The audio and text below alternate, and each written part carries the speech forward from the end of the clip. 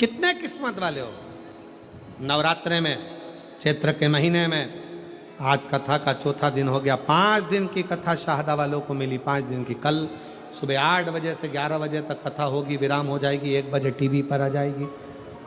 फिर मिलना होगा 11 तारीख से, फिर टीवी पर मिलेंगे रतनगढ़ की कथा से 1 बजे से 4 बजे तक। फिर राजस्थान मारवाड़ की पवित्र भूमि से शिव महापुराण कथा का वाचन 1 बजे से फिर प्रारंभ हो जाए। सुनो, जैसे पेट भरने के लिए भोजन रोज चाहिए, उसी तरह शिव से मिलने के लिए, दुख मिटाने के लिए, कष्ट की समाप्ति के लिए प्रतिदिन अपने घर, टीवी पर, मोबाइल पर ऐसा कोई दिन नहीं जाना चाहिए जिस दिन तुम्हारे घर में 5 मिनट, 7 मिनट, 10 मिनट, 1 घंटा शिव पुराण ना चले। रोज चालू करो अपने घर की टीवी, थोड़ी देर चलना चाहिए।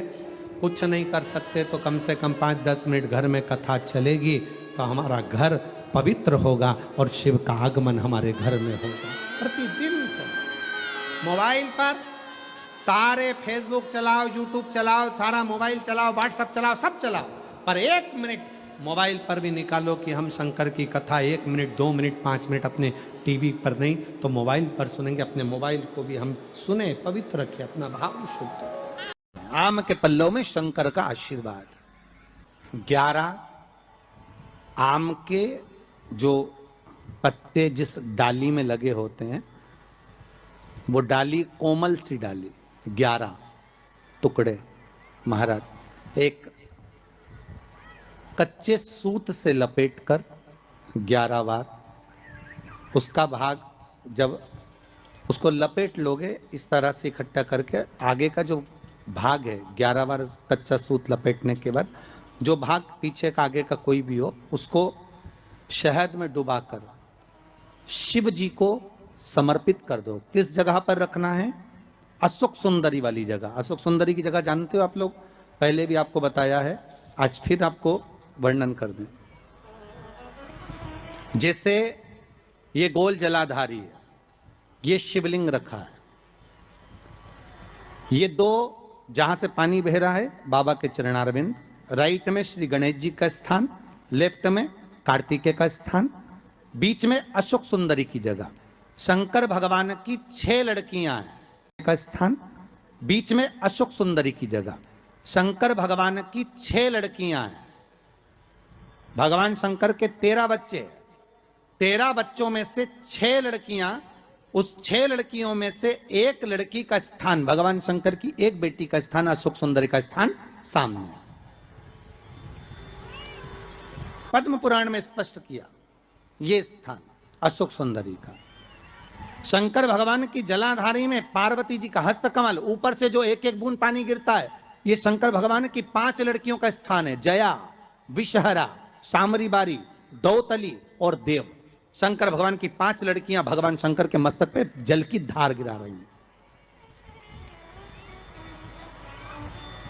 बीच में जो अशोक सुंदरी का स्थान है महाराज, उस जगह पर शहद का मुख, जो शहद आपने भिंगोया है, उस शहद का मुख शंकर जी की ओर कर कर इसी चैत्र के महीने में, इन्हीं नवरात्रि में शंकर भगवान के उस अशोक सुंदरी की जगह पर शहद का भाग शिव जी की ओर रख दें। महाराज अगर घर में संपदा की कमी हो या कोई पैसा खा गया हो, रुपया नहीं दे रहा हो, पैसा अटक गया हो, तो उस शहद को शिव जी की ओर मुख कर कर उस आम के पल्लव की जो डंडी है उसको 11 डंडी को वहां रख दीजिए और उससे अपनी कामना कर कर आ जाइए।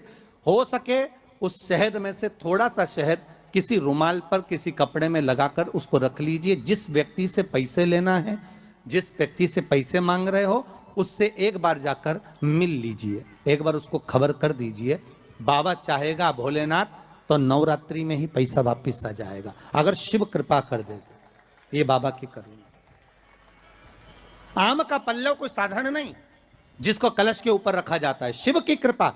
जिस आम के पेड़ पर स्वयं कामदेव चढ़कर भगवान शंकर के तीसरे नेत्र द्वारा जलकर भस्म हो जाते हैं, वो आम का पेड़ साधारण नहीं हो सकता। और वैसे भी शिव शिव है। घर में ज्यादा रोग हो, बीमारी हो, ज्यादा तकलीफें आ रही हो, कष्ट बढ़ रहा हो, बीमारियां बढ़ रही हो, या भय लग रहा हो, डर लग रहा हो, हृदय चित्त में कहीं ना कहीं आपको भय का भान हो रहा हो, तो एक लोटा पानी, एक कलश में जल भर कर रख लीजिए और रात भर उसको रखे रहने दो। नवरात्रि चल रहा है, उस कलश को रात भर रखकर सुबह सुबह उस कलश में एक बेलपत्र डालकर उस जल को नीम के पेड़ के नीचे, जहां चैत्री नवरात्रि में नीम के पेड़ के नीचे सारी विद्याएं, आद्य शक्तियां, सारी देवी उस नीम के पेड़ के नीचे विराजमान रहती हैं। उस कलश में एक बेलपत्र डालकर रात भर रखकर उस जल को पूरे घर में घुमाकर उस नीम के पेड़ के नीचे समर्पित कर दीजिए महाराज। घर में भय लगना बंद हो जाएगा, कोई बड़ी बीमारी आपको घेरेगी नहीं और उस बीमारी से, उस रोग से आप मुक्त रहेंगे। उस बीमारी से, उस रोग से आप मुक्त पाएंगे, वो बीमारी आपको घेर नहीं। विश्वनाथ को कुछ नहीं चाहिए, मेरे शंकर को चाहिए क्या?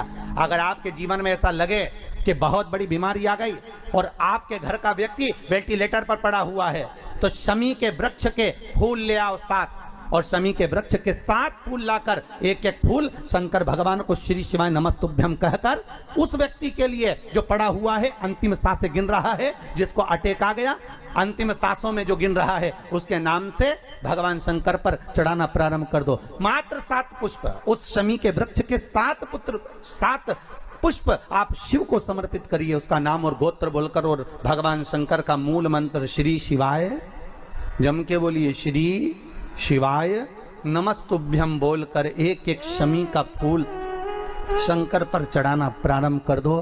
फिर आगे वो विश्वनाथ की मर्जी है, वो प्राण कैसे लेकर वापिस आता है, उस काल से छुड़ाकर महाकाल कैसे लाता है, ये वो जाने। आपका फर्ज केवल आप अदा करिए। जब अंत में डॉक्टर भी हार जाते हैं, जब अंत में डॉक्टर भी कह देते हैं कि अब हमारे बस का नहीं है, अब तो उस परमात्मा के हाथ में, मतलब डॉक्टर को भी मालूम है कि एक डॉक्टर बैठा हुआ है,